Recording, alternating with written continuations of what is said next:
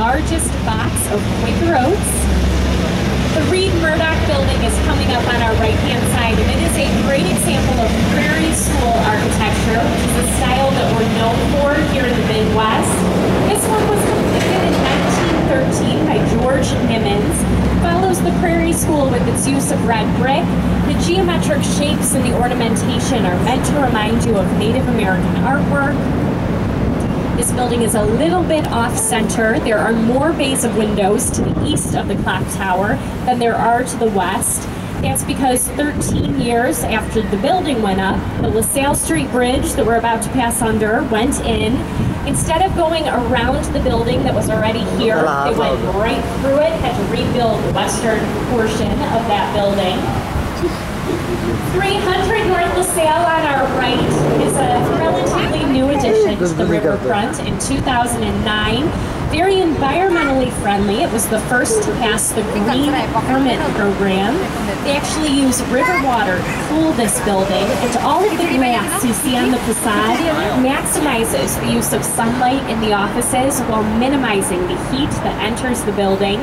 Completely out of our view, there is a green roof at the top of the building. It's basically a garden up there that helps to make the building more sustainable than it already is. We have lots of green roofs around Chicago. We're actually considered a world leader in that area. The Merchandise Mart by Graham Anderson, Probst and White is on our right-hand side now, completed in 1929 for the Marshall Fields Company. Fields was a big department store here for many, many years. And in the 1920s, they had 14 warehouses around the city. They wanted to bring all of the retail trade under one roof, and they were able to accomplish that here because there's 4 million square feet of usable space inside that building. That was the world's largest building until the Pentagon was completed, and it remains the largest commercial design space in the world today.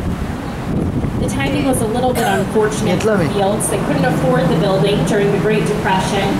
So during World War II, it served as government offices.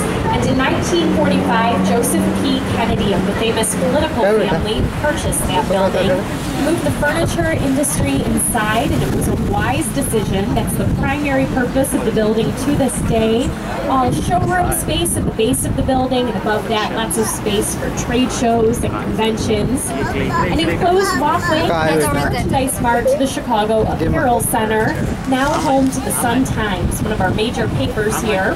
When this building was completed in 1977, it had no windows. They wanted to protect all the fabric stored inside natural sunlight. The windows you see here today were added in the 90s, and they converted this into office space. And we are going to make our way around that building and into the north branch of the river now.